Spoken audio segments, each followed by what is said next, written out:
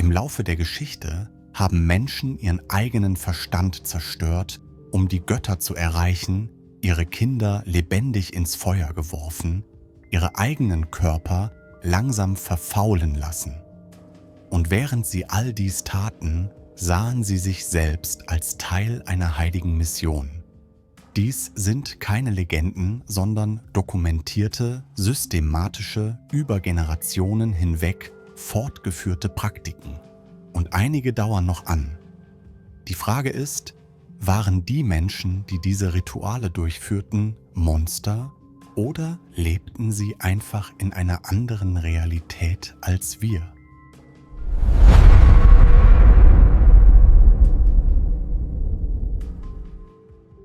Im Jahr 1899 rief Aleister Crowley in einem Herrenhaus im Norden Schottlands 6 Monate lang jeden Tag Dämonen herbei. Das Ziel dieses Rituals, genannt Abramelin-Operation, war es, buchstäblich mit Engeln zu sprechen. Aber dafür musste man sich zuerst jedem einzelnen Dämonen stellen. 6 Monate lang saß Crowley allein in einem Zimmer und lud die Dunkelheit in sich ein. Jeden Tag betete er stundenlang, fastete und vermied den Schlaf. Und jede Nacht rief er die Dämonen bei ihren Namen.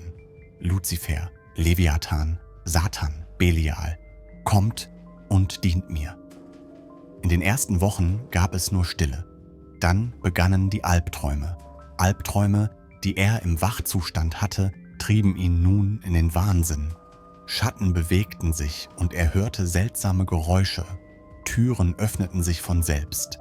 Aber Crowley machte weiter, denn er musste das Ritual vollenden, bis er gezwungen war, nach Paris zu gehen. Liebe, Geld, Ego, was es war, spielt jetzt keine Rolle mehr. Wichtig ist Folgendes. Crowley öffnete die Türen, aber er schloss sie nicht, und die Dämonen blieben drinnen. In diesem Herrenhaus geschahen die nächsten 120 Jahre seltsame Dinge. Neue Besitzer sagten, sie könnten nachts nicht atmen. Unsichtbare Hände würgten ihre Kehlen. Kinder sagten, sie sähen etwas in den Fluren, aber dieses Etwas war kein Mensch. In den 1960er Jahren kaufte ein berühmter Musiker das Haus und verließ es nach einigen Monaten. Mit diesem Haus stimmt etwas nicht, sagte er und sagte nichts weiter. 2015 brannte das Herrenhaus nieder. 2019 brannte es erneut. Die Untersuchungsergebnisse der Feuerwehr konnten die Brandursache nicht feststellen. Einige sagten, das Haus reinige sich selbst, aber vielleicht brauchten die Dämonen kein Haus mehr. Crowleys gefährlichstes Ritual fand jedoch in der Wüste Algeriens statt. Im Jahr 1909 riefen er und sein Assistent Victor Neuburg gemeinsam Choronzon herbei. Choronzon war kein Dämon, er war die Auflösung selbst, die Stille vor dem Chaos, der letzte Atemzug des Selbst. Das durchzuführende Ritual war einfach. Neuburg sollte im Schutzkreis sitzen, Crowley würde draußen stehen und Choronzon in seinen eigenen Körper einladen. Als das Ritual begann, veränderte sich Crowleys Stimme. Es war nicht mehr eine Stimme, es waren viele Stimmen. Alle sprachen gleichzeitig. Seine Augen waren geschlossen, aber er schaute. Sein Körper bewegte sich, aber er ging nicht. Und er griff Neuburg an. Zuerst mit Worten: Der Kreis ist unnötig, du bist paranoid, Crowley stirbt, hilf ihm. Komm heraus, sonst wirst auch du sterben. Neuburg widerstand. Er wiederholte Gottes Namen, betete. Dann griff Choronzon physisch an. Er nahm Sand und warf ihn Neuburg ins Gesicht. Er versuchte, den Kreis zu brechen. Die Luft wurde schwer, das Atmen wurde schwieriger. Das Ritual dauerte Stunden. Die Stimme, die aus Crowleys Körper kam, sagte ihm Dinge. Seine Kindheitsängste, seine geheimen Schamgefühle, seine unterdrückten Gedanken. Neuburg erzählte später: In diesem Moment verstand ich, dass es nichts Geheimes mehr in meinem Geist gab. Er wusste alles, denn ich hatte ihm alles gegeben. Das Ritual endete schließlich. Crowley fiel zu Boden. Als er seine Augen öffnete, war er selbst, aber er war nicht mehr ganz er selbst. Ein Teil von ihm war in der Wüste geblieben. Neuburg hingegen wurde nie wieder der Alte. Jahre später starb er in einer psychiatrischen Klinik. Seine letzten Worte: Choronzon wartet immer noch. War Choronzon nun real? Vielleicht ist das nicht das Wichtige. Wichtig ist Folgendes: 2 Männer gingen in die Wüste und sahen ihren eigenen Verstand als Feind. Sie führten ein Ritual durch, um ihr Bewusstsein zu zersplittern. Und sie wurden zersplittert. Die Teile, die zurückkehrten, fügten sich nie wieder vollständig zusammen. Vielleicht war Choronzon ein Dämon, vielleicht war er nur das, was sie im Spiegel sahen. Aber das Ergebnis war dasselbe. Manche Türen können nicht mehr geschlossen werden, sobald sie geöffnet wurden. In den Bergen Japans begannen vom 9. bis zum 19. Jahrhundert einige buddhistische Mönche ein 10-jähriges Ritual. Dieses Ritual war Soku Shinbutsu, also lebende Mumifizierung. Das Ziel war einfach, vor dem Tod zu sterben, die Seele freizusetzen, bevor der Körper verfault. Die ersten 3 Jahre aßen sie nur Samen und Nüsse. Der Körper schmolz langsam dahin, Muskeln verschwanden, die Haut klebte an den Knochen. Die nächsten 3 Jahre nur Baumrinde und Wurzeln. Sie konnten nicht mehr laufen, nicht mehr sprechen. Sie meditierten nur noch. Die letzten 3 Jahre tranken sie Gift. Das Harz des Urushi-Baums, ein Gift, das den Körper von innen tötet, aber nach dem Tod auch Insekten davon abhält, ihn zu berühren. Jeden Tag etwas mehr Gift, jeden Tag etwas weniger Leben. Als der letzte Tag kam, betrat der Mönch ein Steinsarg. Ein kleines Rohr versorgte ihn mit Luft. In seiner Hand hatte er eine Glocke. Jeden Tag sollte er die Glocke läuten: Ich bin noch hier, ich meditiere noch, ich bin noch nicht gestorben. In der ersten Woche läutete die Glocke regelmäßig, in der zweiten Woche langsamer, in der dritten Woche in Abständen. Dann verstummte die Glocke eines Morgens. Der Mönch war tot, aber das Grab wurde nicht sofort geöffnet. Sie warteten noch 3 Jahre. Nach 3 Jahren hoben sie die Steine an. Wenn der Körper zu einer perfekten Mumie geworden war, galt der Mönch als Buddha geworden. Er wurde im Tempel aufgestellt und verehrt, aber meistens war der Körper verwest. 10 Jahre Qual waren umsonst gewesen. Über 100 Mönche versuchten dieses Ritual. Nur 24 schafften es. Die anderen starben in der Dunkelheit, allein verwesend. Was dachten sie während der Meditation? Was fühlten sie bei ihrem letzten Atemzug? Bereuten sie es? Das können wir nicht wissen. Aber was wir wissen, ist Folgendes: In diesen dunklen Gräbern unter der Erde läuteten sie die Glocke, bis die Luft ausging. Und jedes Mal, wenn die Glocke läutete, sagte sie: Ich bin noch da, es ist noch nicht vorbei, die Qual geht weiter. Mit einer ähnlichen Mentalität opferten auch die Azteken ihre eigenen Körper, aber ihre Methode war schneller und viel blutiger. Vor den großen Tempeln reihten sich Hunderte von Menschen nacheinander auf. In ihren Händen Obsidianmesser, Dornen, spitze Knochen. Als das Ritual begann, begannen alle gleichzeitig, ihre eigenen Körper zu durchbohren. Zunge, Ohr, Lippe, Geschlechtsorgane. Kein Ort war heilig, weil jeder Ort heilig sein musste. Blut floss. Von den Tempelstufen hinunter, auf die Steinwege, in die Erde. Der Geruch war unerträglich. Schmerzensschreie waren verboten, denn mit Schmerz sollte angebetet werden, nicht geklagt. Bei einigen Ritualen durchbohrten Männer ihre Penisse und zogen ein langes Seil hindurch. Dann liefen sie.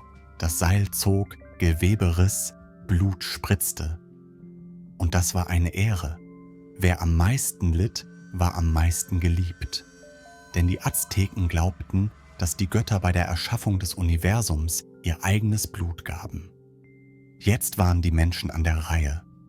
Wenn kein Blut floss, würde die Sonne nicht aufgehen. Die Welt würde stillstehen. Alles würde enden. Deshalb musste jeden Tag jemand leiden. Jeden Tag musste jemandes Blut vergossen werden.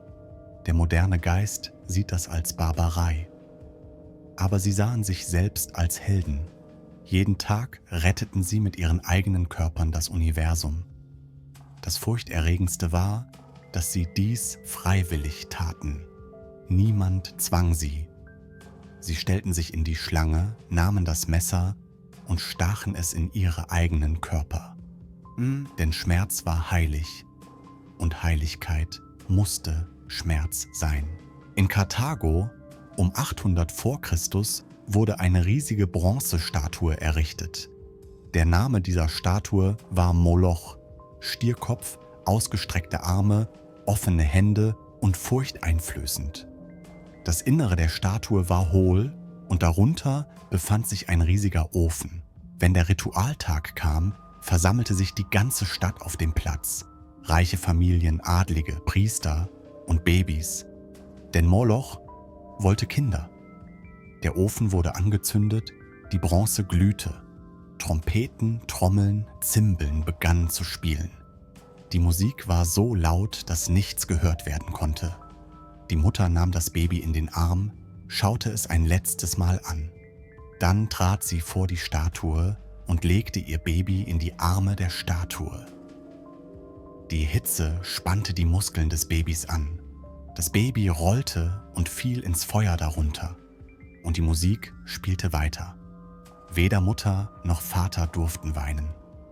Denn Tränen würden den Gott erzürnen, das Opfer ungültig machen. Deshalb blieben die Gesichter ausdruckslos und die Augen starrten leer, als wäre nichts geschehen. Aber was geschah, wenn sie nachts nach Hause kamen? Darüber spricht niemand. In der Dunkelheit, allein mit sich selbst, was dachten diese Mütter? Gaben sie sich selbst die Schuld oder glaubten sie wirklich, dass sie Gott dienten? 1921 fanden Archäologen in Karthago einen Friedhof. Darin befanden sich Tausende von Urnen. In den Urnen verbrannte Babyknochen. Zunächst wurde an natürliche Todesfälle gedacht, aber Analysen zeigten, dass die Babys gesund waren und lebendig verbrannt wurden. Und auf den Urnen stand Beif, Opfergabe an Moloch. Hunderte von Jahren, Zehntausende von Kindern wurden systematisch verbrannt und niemand hatte es gestoppt, weil alle zuschauten, alle akzeptierten es. Die Erwartung aller war, dass sie selbst nicht an der Reihe sein würden. Im Norden vergossen auch die Wikinger Blut, aber ihre Opfer waren Tiere, meistens. Bei Blottritualen wurden Pferde, Kühe, Schweine geopfert. Blut wurde auf Steine gestreut, den Göttern dargebracht. Aber in Kriegszeiten, Dürrezeiten, Hungerzeiten reichten Tiere nicht aus. Dann wurde ein Sklave ausgewählt. Manchmal ein Gefangener, manchmal ein Krimineller, manchmal einfach jemand mit Pech. Die Axt fiel, der Kopf wurde abgetrennt, der Körper ins Wasser geworfen. Wenn die Götter hungrig waren, mussten Menschen genügen. In Indien war die Thuggee-Sekte jahrhundertelang aktiv. Ihre Göttin Kali verlangte Blut von ihnen, besonders das Blut von Reisenden. Die Toggis warteten auf den Straßen, freundeten sich mit Reisenden an, gewannen Vertrauen. Dann, nachts, wenn alle schliefen, holten sie ein gelbes Tuch hervor. Das Tuch wurde um den Hals gewickelt, festgezogen, kein Laut. Der Kampf dauerte ein paar Sekunden, dann Stille. Die Leiche wurde begraben, die Sachen aufgeteilt, das Ritual war vollendet. Die Polizei verzeichnete Tausende von vermissten Fällen, aber die Thuggis wurden nie gefasst, bis jemand verriet. Unter Folter erzählten die Thuggis bereitwillig, dass sie all die Zeit Hunderte von Menschen getötet hatten, dass dies Anbetung war, dass Kali sie beschützte. Einige erinnerten sich an die Gesichter der Menschen, die sie getötet hatten. Einige erinnerten sich nicht, weil es zu viele waren. »Wie viele Menschen haben Sie getötet?« fragten sie einen. »Ich kann nicht zählen«, sagte er. »Vielleicht 900, vielleicht 1000. Wenn die Göttin es will, kannst du nicht aufhören.« Waren diese Menschen nun Monster? Vielleicht. Aber vielleicht glaubten sie auch einfach. Die Mutter, die Moloch ein Kind gab, der Wikingerkrieger, der die Axt schwang, der Thugi, der das Seil zuzog, alle sahen sich selbst als im Recht. Die Götter verlangten es, die Gesellschaft akzeptierte es und Blut musste vergossen werden.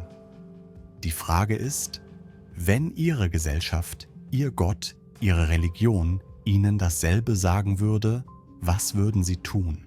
Die Inquisition begann 1184 und dauerte bis 1834. 650 Jahre lang wurden in Europa Tausende von Menschen von der Kirche gefoltert, verbrannt, getötet. Aber die Inquisition war nicht nur ein Gerichtssystem. Sie war ein Ritual, ein heiliges Ritual. Sie wurden denunziert. Sie konnten nicht wissen, wer sie denunziert hatte. Vielleicht ihr Nachbar, vielleicht ihre Familie, vielleicht jemand Zufälliges.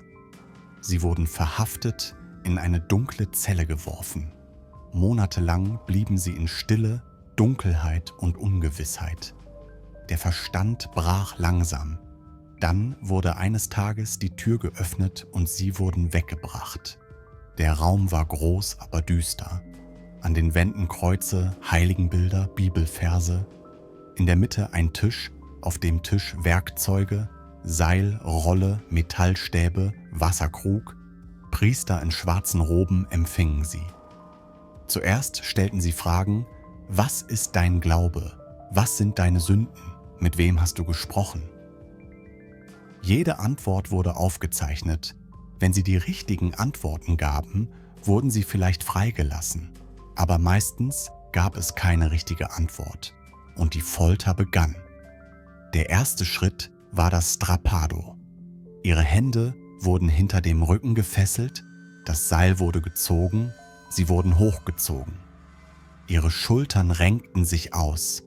Wenn Gewicht angehängt wurde, rissen ihre Arme ab.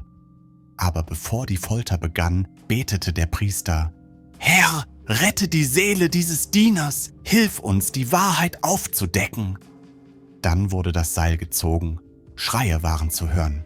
Der Priester wartete. »Gestehe!« Wenn sie nicht gestanden, wurde das Seil losgelassen, sie fielen. Dann wurde es wieder gezogen. Sie fielen wieder, die Streckbank. Ihr Körper wurde gedehnt. Arme, Beine, Wirbelsäule. Knochen knackten, Sehnen rissen. Und bei jedem Geräusch machte sich der Priester Notizen. Wann hat es angefangen? Mit wem hast du es getan? Wie viele Personen waren dabei? Wasserfolter. Ein Tuch wurde in ihren Mund gelegt, Wasser wurde gegossen. Sie ertranken, aber starben nicht. Das Tuch wurde entfernt, sie erbrachen sich, spuckten Blut. Dann wieder das Tuch, wieder Wasser.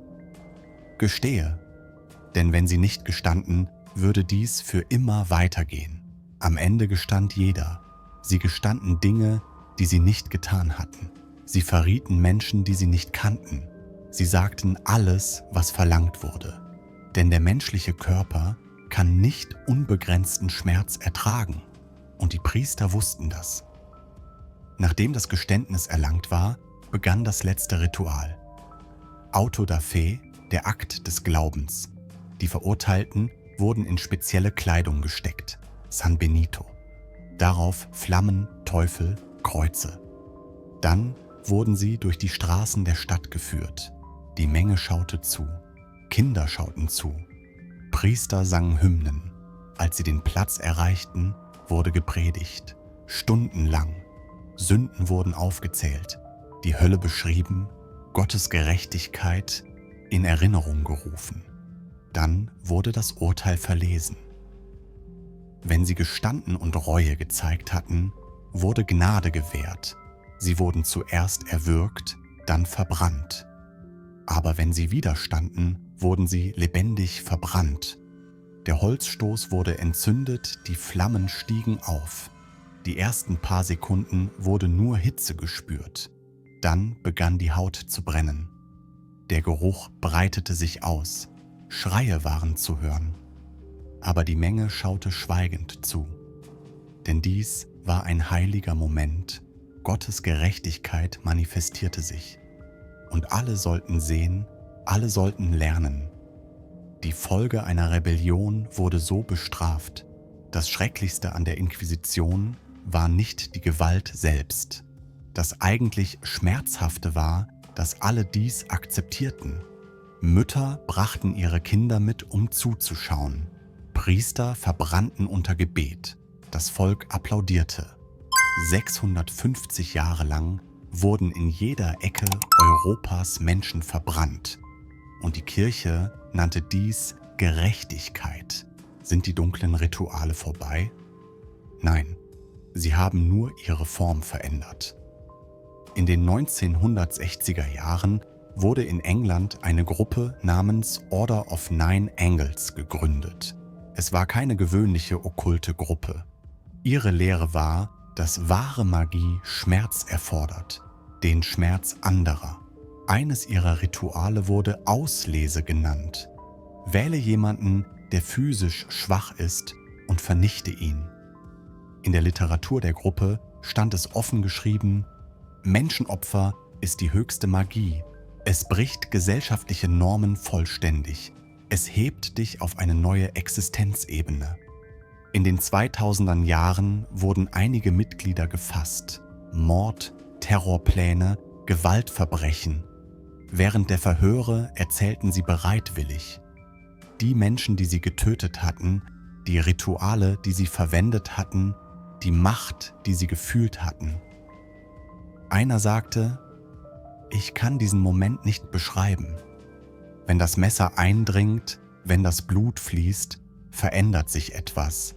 Du bist nicht mehr normal. Du bist nicht mehr wie sie. Du bist Gott geworden. Das Gericht verurteilte ihn zu lebenslanger Haft, aber die Organisation setzte sich fort, weil es keine zentrale Struktur gab.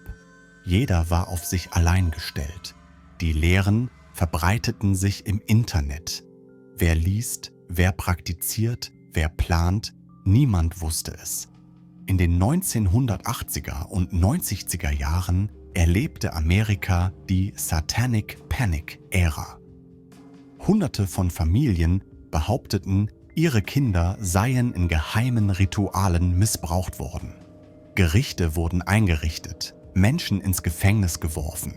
Aber dann stellte sich heraus, dass die meisten Behauptungen falsch waren.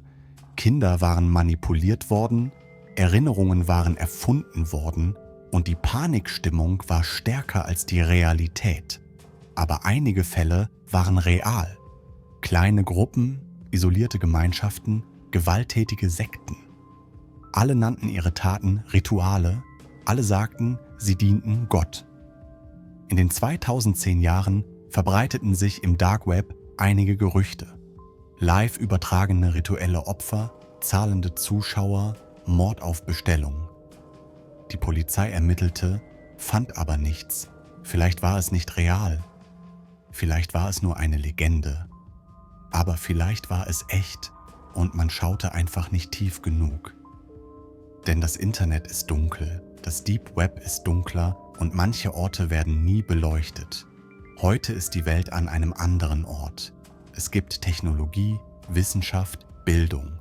Aber dunkle Rituale existieren weiterhin. In Südafrika Muti-Morde.